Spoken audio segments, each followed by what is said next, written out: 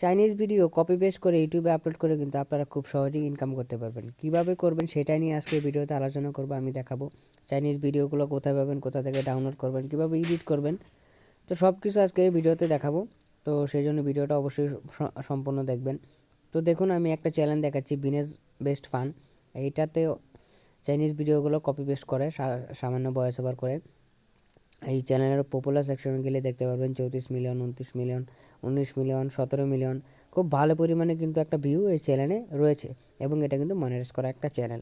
তো কীভাবে এরকম ভিডিও আপনারা আপলোড করবেন সেটা এই ভিডিওতে এখন দেখাবো। তো চলুন কথা না বেরিয়ে ভিডিওটি শুরু করা যাক।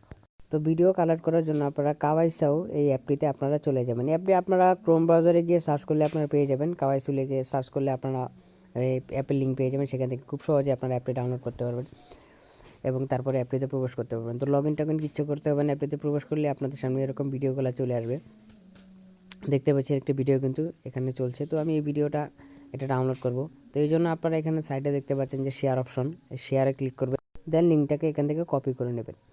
তো লিঙ্ক কপি করা হয়ে গেলে আপনারা ব্যাকে চলে আসবেন। তারপরে চলে যাবেন আপনারা ভিডিও ডাউনলোডার, এটা প্লে স্টোরে পেয়ে যাবেন। এই অ্যাপটিতে চলে যাবেন। অ্যাপটিতে চলে যাওয়ার পর কপি করা লিঙ্কটি এখানে পেস্ট করে দেবেন এবং পেস্ট করে দেওয়ার পরে আপনারা এখান থেকে এটা ডাউনলোড করে নেবেন। তো ডাউনলোড হওয়ার পর আপনারা যে কোনো একটা এডিটিং সফটওয়্যারে চলে যাবেন। তো আমি এখানে ইনশটটাকে ব্যবহার করছি, আপনারা চাইলে ক্যাপকাট অথবা কাইনমাস্টার ব্যবহার করতে পারেন। তো অ্যাপের ভিতরে এখানে ভিডিও সেকশনে চলে যাবেন। তারপরে এখান থেকে নিউতে ক্লিক করবেন। তারপরে এখান থেকে আপনারা ডাউনলোড করা ভিডিওটা এখান থেকে সিলেক্ট করে দেবেন।